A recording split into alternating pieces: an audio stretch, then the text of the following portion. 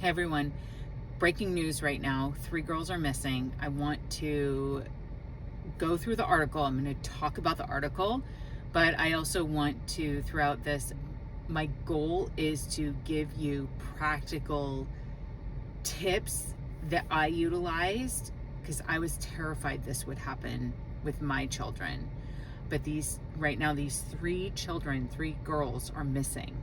And they last were known to be in custody with their father. I'm going to read you the article, and then I will go ahead and I will talk about what I specifically did for myself. Again, I don't know what this family did, but there are ways to mitigate this. Again, legal system is totally different. I was in Iowa. This is in Washington. A little bit different, the legalities there, because I looked at Washington law because we were going to move there at one point. Anyway, so 3 girls are reported missing after leaving their home for a planned visitation with their father. And I'll show you a picture of the girls, and I'll link the article as well. So this is from WSMV4. So this is a local Nashville station. So Gary News, a search is underway for 3 young girls who were last seen leaving their home with their father for a planned visitation last week in Washington. On Friday, 9-year-old Peyton, 8-year-old Evelyn, and 5-year-old Olivia headed out with their dad, Travis. And then here is a picture of Travis, and there's his vehicle. License plate number D20165C. It looks like a white GMC pickup, Silverado. The visitation was a part of the parenting plan, but he has gone outside the parameters of which is not normal and caused for alarm, police said in their statement. So officials say that Travis is homeless and living in his vehicle or at various hotels, motels, or at campgrounds in the area. This hits home for me. This was Nathan. This was Nate, the kid's dad. 100%. Homeless at times, living out of his car. Couldn't tell you if he was in campgrounds, but he was basically in and out wherever he could be. Couch surfing, whatever it was, he was finding a place to sleep and trying to get custody at the same time, which I will go into. Since then, they have not returned, and contact cannot be made with Travis.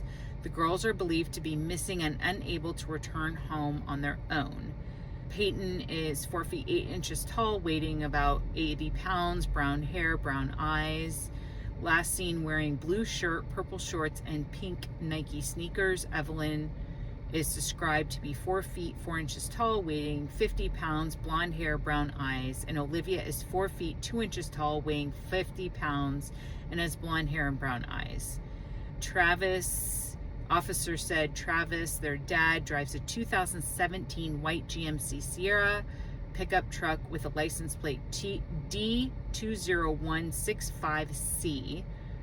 He is described as 5 feet 8 inches tall, weighing 190 pounds, with black hair in a ponytail and brown eyes.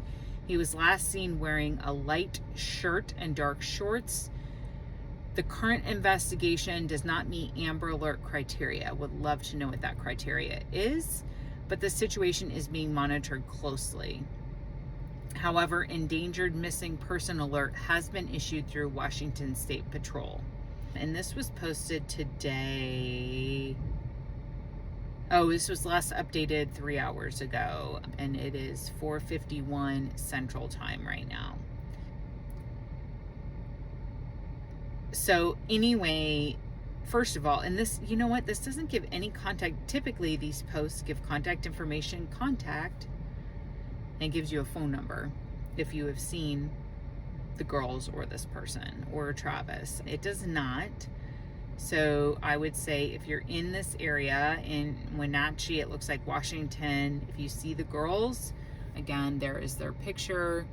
And then here is, I know I can clip it in here, but I'm planning on posting this right away. That's a picture of Travis, their dad, and then the GMC pickup. Contact police immediately. Okay, so I'm gonna head out, but I'm gonna start talking about why this is what I was terrified of with my children with regards to visitation. Not that I ever, hold on, I have to get my card out so I can get out of the parking structure I'm at. Not that I ever would have taken custody away from their dad. That was never my intention. If he was sober and if he was of a sound mind. This is the situation though. He was not sober and he was not of sound mind, and he wasn't living, he didn't have an actual home that he was living in. He was, as I had mentioned, couch surfing and or homeless or living out of his car, whatever it was, or living out of a hotel. So this was my concern. Not even if he had, I'll go over, he did at one point have a little bit of visitation. It was supervised visitation, but I have to get my, hold on really quick.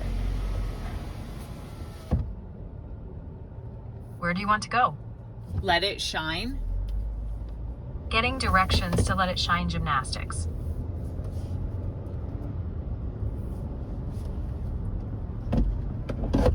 Okay. So, this is the situation, is that when I initially during Nate's first relapse, he completely left. I had the kids. There wasn't a visitation. I did have an attorney to file for divorce because I wanted to protect my assets. That was it. I had no intention of actually going through with the divorce. Okay. Second relapse. He did try to do things. I said no multiple times. He did try to take off my clothes with me saying no.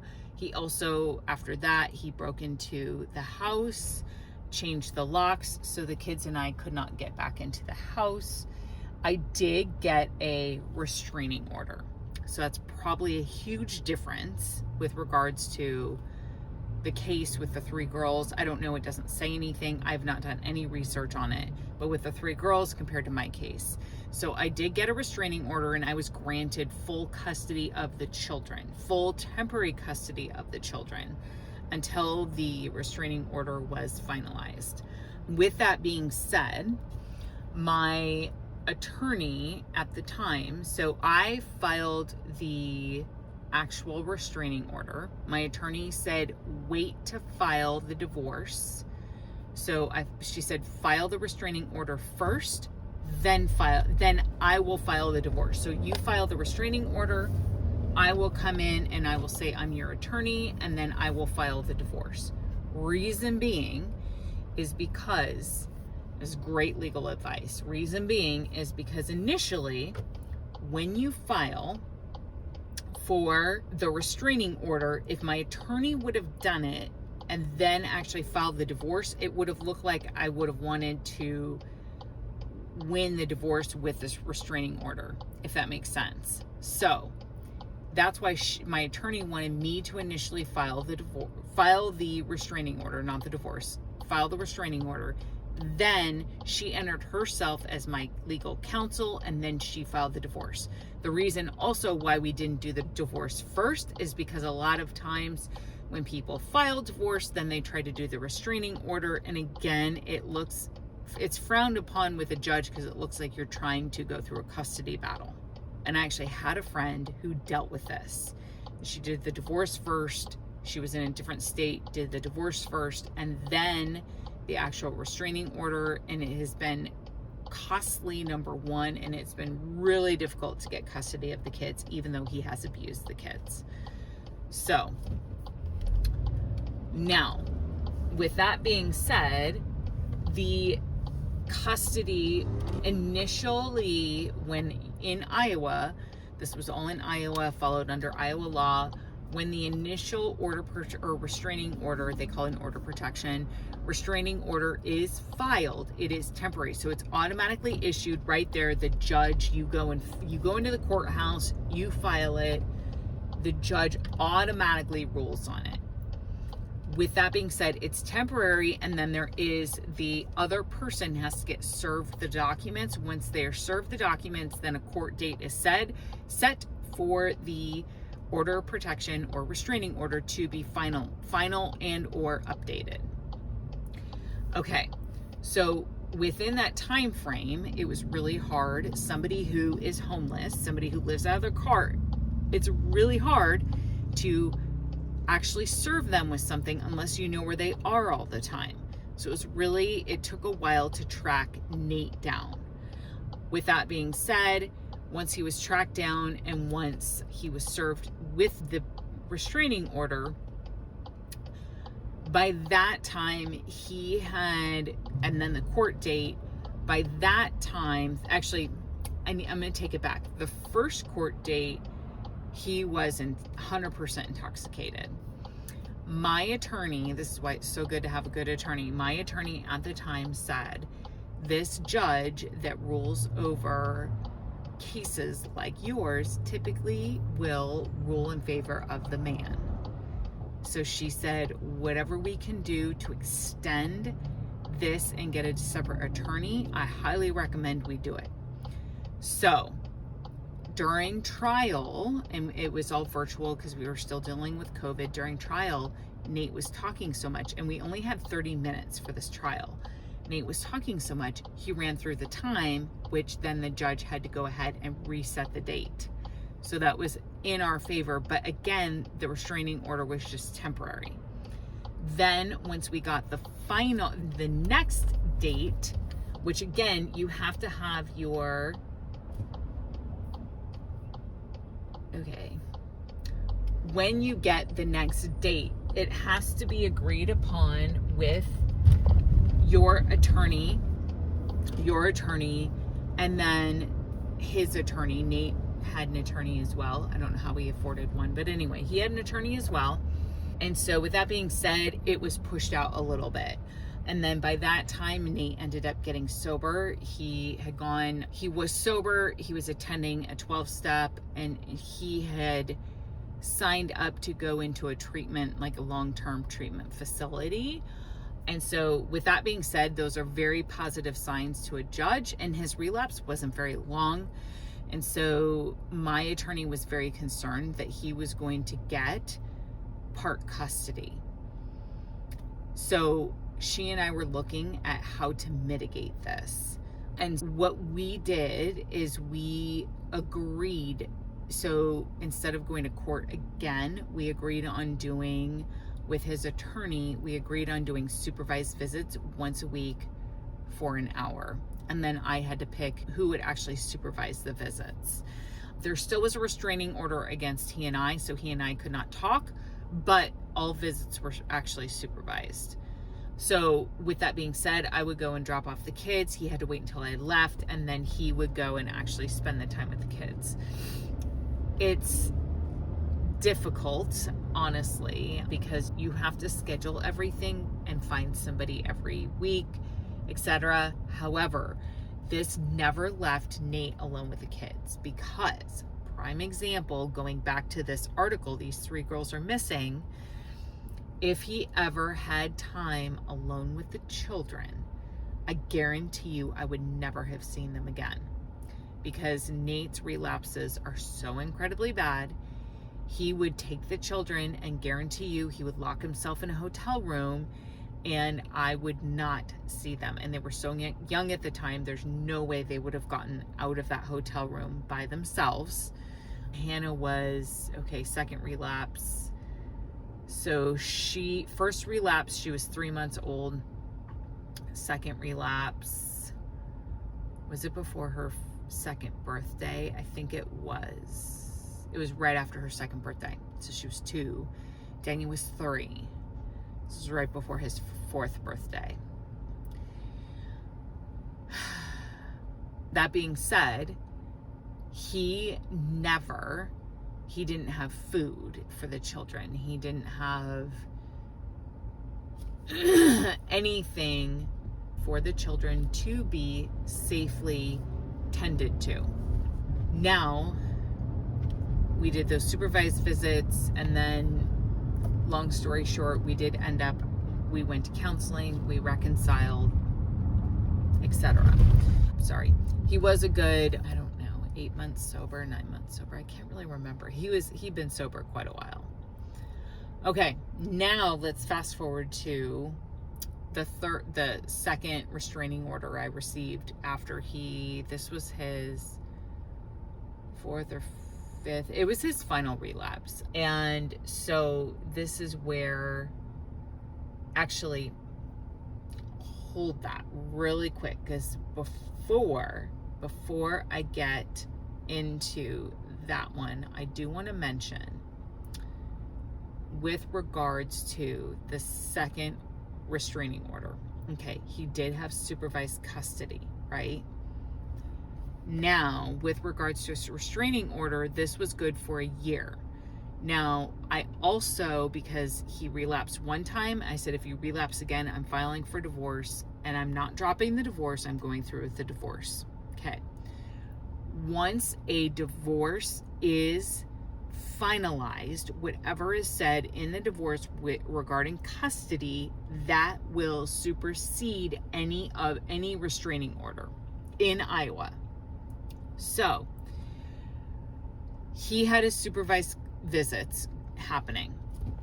At the same time, I was still filing for divorce. I was going through with the divorce. We were in the process of discussing the details of the divorce. So we were going back and forth, trying to discuss it, versus we wanted to come to an agreement versus going to trial, hopefully. That was a little bit of the goal, kind of, sort of. My attorney's concern was that Nate had such a good stint of sobriety. She was concerned that he would get part custody. My concern with all of that is he's going to get part custody, and I'm not going to see the children again if he relapses. And also, because I couldn't hire a private investigator due to the cost, I was doing all of the PI work myself. And at the time, so initially he was living in a halfway house when he was doing supervised visits. You cannot have part custody in a halfway house, but he couldn't afford to live by himself.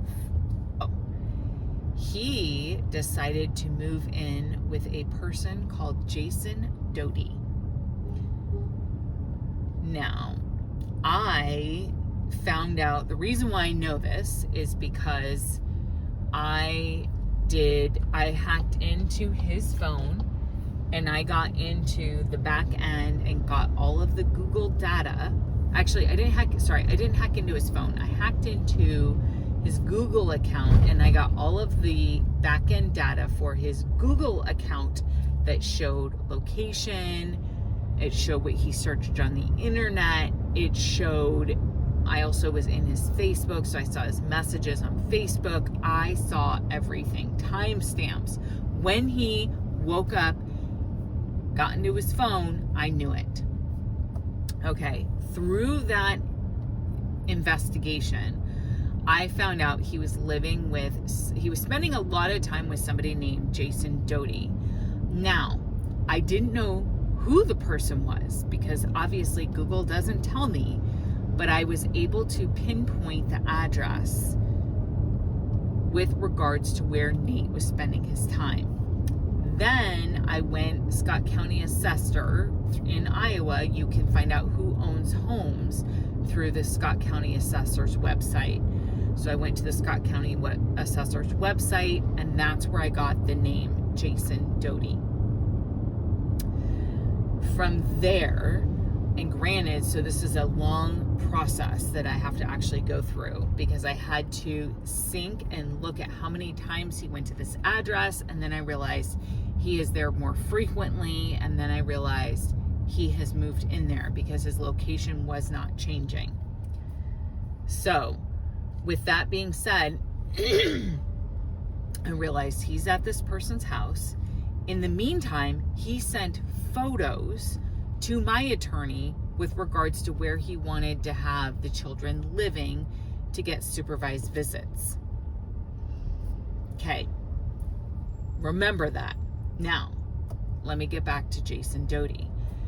So to confirm that Nate was spending time with this Jason Doty person, I had no idea. I didn't know who the name was. I did not know anything about this person.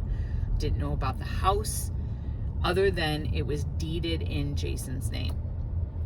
I drove by the house. I saw a big D on the door because anybody can have a deed to a house, but I didn't know if it was being rented, etc. But I saw a D on the door, which told me, okay, I'm pretty sure Jason Doty owns the home. I'm pretty sure he lives here, and I'm pretty sure Nate is here, living here as well. With that being said, I then went on the Zillow website and I looked at the actual home, and I saw that there were pictures of the home with, like, prior to it being sold, etc.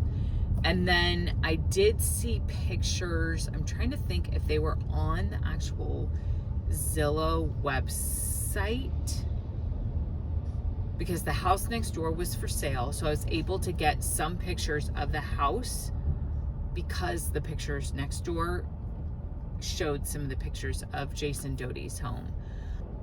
But then I also went and I Googled Jason Doty. Nothing came up. I went onto Facebook, look for Jason Doty, Davenport. Nothing came up. It was ridiculous. It's like this person was a ghost, but I knew he wasn't a ghost. So this process took a couple of months. I was able to find somebody, a girlfriend, quote unquote, of Jason Doty.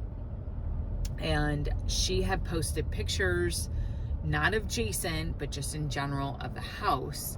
So I was able to compare those pictures with pictures from Zillow to actually see, yes, that's the same house, and actually connect her to Jason Doty. Now, at that time though, they had broken up. So, get this. I also noticed that she was friends with someone named, I think it's Sandra. If I know her name started with an S. Facebook says friends in common. So she and I had this commonality of this Sandra person. And I went on this Sandra's website or Facebook, and I noticed, hey, I know exactly who she is. Her husband went to Celebrate Recovery with Nate, and we knew them very well. They were new attenders of Celebrate Recovery. I had not talked to her in a couple of years, but they were new attenders of Celebrate Recovery. And her husband at the time had struggled with multiple things. And so she and I had, from a Celebrate Recovery standpoint, we had become close, where we saw each other every Friday at Celebrate Recovery. So I thought, ding ding, I have some sort of a connection. Then I noticed, I go on Sandra's Facebook page, and I'm like Facebook stalking her. That's what I'm going to call it. And I'm looking, and she has a son. I can't remember his name, but his last name was Doty. And he was a teenager, is a teenager. And I took a long shot, and I thought, I wonder if this is a child that Jason and Sandra have had together. I wasn't 100% sure, so I didn't contact her yet. The other item I did, you can go on the Scott County website. I can't remember specifically how I did it. You can search up any type of court records regarding anything Scott County. You can search up those records. You can get 911 phone calls. You can get court records. You can get anything you want on the Scott County website. So I decided to go onto the Scott County website. I put Sandra's name in there. I put Jason Doty's name in there. Boom. What pops up? A custody case with this now teenager. And it's between Sandra and Jason. I have my evidence. Jason is this child's dad. Sandra is the mom. They have this child together. Then what I did is I contacted Sandra on Facebook Messenger, and I just said, hey, how are you doing? Her husband's name was Kevin, I believe, at the time. How's Kevin? Haven't talked to you in a while. Like, I just started talking to her as if I was just catching up with an old friend. And so she and I start talking a little bit back and forth. And I somehow, and I can't remember how, but I somehow mentioned, I talked about, so interesting, I remember now, I talked about Nate, and I talked about what we were going through, the custody battles, and I said he's living with somebody named Jason Doty, and that's where we're currently at. And so he's living there, and Daniel and Hannah will potentially be going there for shared visitation. That was the key, because then she said, really? That is my ex, and I have a son with him, and he is a chronic alcoholic and a pill popper. And I thought, I wonder how Nate met him, because I don't know him. And I figured they met when they went to the Abbey, which is the inpatient treatment center. So she told me that, and I'm like, this is the evidence I need. This is what I need to gain custody, or I shouldn't say gain custody, but to make sure Nate does not get custody of the children. She and I exchanged phone numbers. We talked on the phone, and she basically said, Jason will take any and every pill that's available. He drinks 24/7. He has been in multiple rehabs. My son doesn't even have contact with him because of his alcoholism. I thought, perfect. This is what I need. At that time, my attorney had also sent me pictures that Nate had sent her of the potential living situation that the children would have with Nathan. I gave my attorney everything I found out from Sandra, and I looked at the pictures that Nate had sent. In these pictures, Nate had mentioned this is where the kids would live, this is et cetera, et cetera. Looking at the pictures, it was all and I zoomed in and I told my attorney, look at this, look at these photos. This is Jason Doty. This is not Nate. So it had pictures of an office that was Jason's. So I zoomed in on all the pictures, and each and every picture I found evidence where Nate did not have his items there in that house. I couldn't believe it. I could not believe that I found out all this information. So then what happened through that, my attorney still said there might be a chance that Nate gets part custody. And I was terrified, because I'm thinking Nate is living with an addict. I can't guarantee that Nate is sober. Granted, he was sober from alcohol. I found out later he was sober from alcohol, but he was not sober from gambling. He's also addicted to gambling. And I could tell through his behavior that he was still doing an addict behavior, and that was gambling. He also was taking benzos. So that is not a safe situation to be in. So I talked to my attorney, and she said, it's going to be very hard for us to prove. I said, what do I need to do? And she said, you can get a separate private investigator, but it's very expensive. I needed to prove that the home was unfit.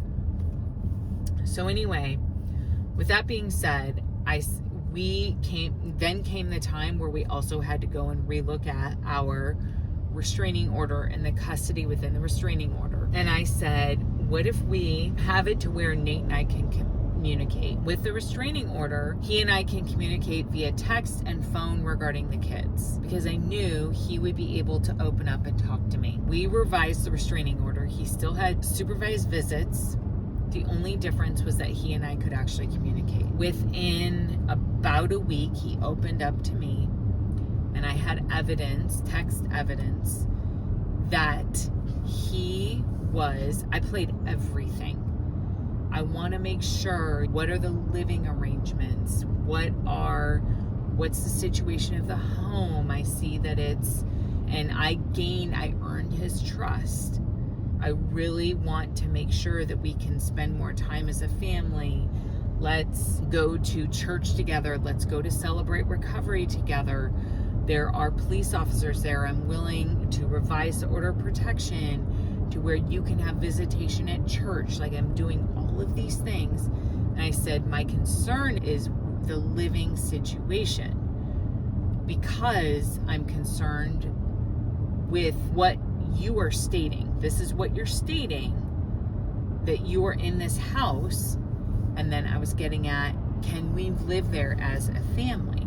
Let's reconcile, let's live there as a family, etc. And he had mentioned, I live with Jason. And then there goes my questions. How did you meet him? He confirmed I met him at the Abbey. He and I were in treatment together. And I said, is he sober? And he said, no, he's not sober. He's drinking 24/7.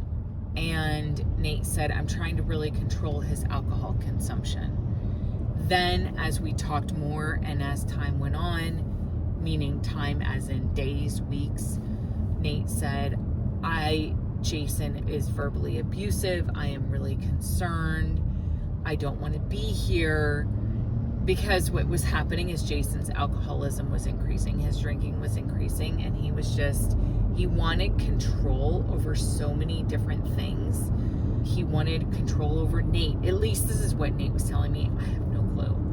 Nate was going and buying his alcohol. Supposedly Nate wasn't drinking it. Anyway, and get this. So get this too. One time, because there was often I would drive by that house, which granted, yes, it could be called harassment. I'm not kidding you. I literally was willing to go to jail for the kids. I had it in my mind that worst case scenario, my family could get custody of the kids. I wanted to find out everything I could about the situation. So I would drive at least once a week. I would drive by the house to see if I could find any evidence regarding drinking, anything. Because mind you, I am working hard to get what I want, while Nate thinks he's getting what he wants. One time I drove by the house and I saw Nate leaving. And I knew, granted, still I'm logged in, I'm seeing that he's going to the gas station multiple times a day, which is key. That means he's drinking. So I decide to follow him. He does go to a gas station. He leaves the gas station with a black bag and something in the black bag. I had pictures of it. It looked like a bottle was in the bag. Meaning a larger bottle, like a vodka bottle. I could not confirm what it was, but what I did is I talked to him on the phone and I said, by the way, somebody saw you at this gas station, told them where it was, and you were buying alcohol. I said, I need to know what's going on. I'm concerned. I can use this as evidence. And he said, what are you saying? So, who saw me? And I said, it was my uncle. He saw you buying alcohol. So Nate said, I was buying alcohol. I was buying it for Jason. I was buying Jason his alcohol. That's the agreement with me living there, is that I would go and buy the alcohol. I said, Nate, but look at what this looks like in court. You can't go and buy alcohol. I got him to confess. He bought alcohol. See the mind games that you have to play with this whole thing? With that being said, then I mentioned to him, considering they're still drinking in the house, we cannot have the kids anywhere where there is still drinking in the house. It is not safe for them. It is not safe Period. I will not allow the kids to be there where there is drinking. And honestly, I talked to my attorney and she's still, this isn't enough evidence, because Nate can go on the stand and he can basically say that he was lying, like he can lie on the stand. So, meanwhile, while I'm doing, and by the way, I'm working full time while I'm doing all of this in the background. Meanwhile, the other item I decide to do, I want to know what type of 911 calls have been done at the house, anything regarding Jason Doty. So I go back to the Scott County website, back to the Scott County website. I asked for police records with regards to, or court cases with regards to anything regarding Jason Doty. And it ended up about 15 years prior, there was a case of domestic abuse. Jason was found guilty of domestic abuse against his then girlfriend. It was not Sandra, it was somebody else.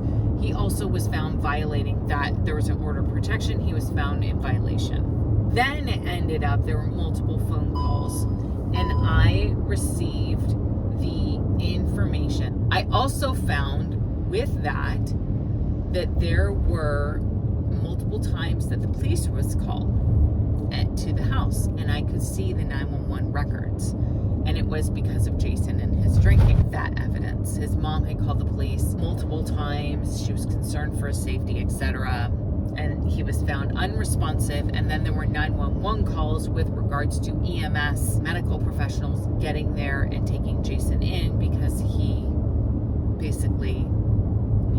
was dying. With that being said, I made the decision, and I just thought, you know what, yes, we can continue to go to court. Nate had buried my attorney in paperwork. Like, he sent in so much paperwork that it would have cost so much money and so much time to go through all of it. It is not worth it. It was like the flip of, it could be heads, could be tails with regards to a coin. Whether what he would get, what he wouldn't get. By this time, he had been sober long enough. I thought, you know what? Worst case scenario, we go back living with him. He is under the roof. I can tell when he's drinking. I can tell anything that happens with regards to his sobriety. And then, maybe then I can finally leave. But at least if we are under the same roof, and if I can see everything that happens, I can keep my finger on everything that he does and what he does with the kids and where he goes. And to me, it just made more sense versus sending the kids off to some random house where I don't know who this person is. And I mentioned to Nate at the time, I'm like, I want to meet him. But send them off to a house where Nate was living in the basement, I ended up finding out. I just didn't know. I wasn't comfortable with that. We did go to counseling. We made the decision to reconcile. And Nate didn't want a divorce to begin with, so that was easy on his end. And hello, I was paying all the bills. Meaning, when Nate lived with Jason, he didn't have to pay any. He didn't pay bills because he went and did stuff for Jason. I think at one point he paid him a couple $100s in rent, and that was it. But and then I found this out. Jason paid for Nate's attorney, and Jason paid for most of the food as long as Nate went and got it, and Nate barely paid rent. So, with that being said, I mean, it was common sense for Nate to go back with us. He didn't want a divorce so he could stay married. He didn't like coming back to us. He wouldn't have to do anything because I was paying. I wanted to be financially responsible for where we were living. I wanted to be financially responsible enough to where I didn't have to depend on him for any type of financial responsibility, because I wanted to be able to pick up and go if he relapsed again. I didn't want to be stuck in a situation where I was dependent on him to pay for anything. And that's exactly what happened. I stayed diligent. I paid for absolutely everything. He did not pay for anything.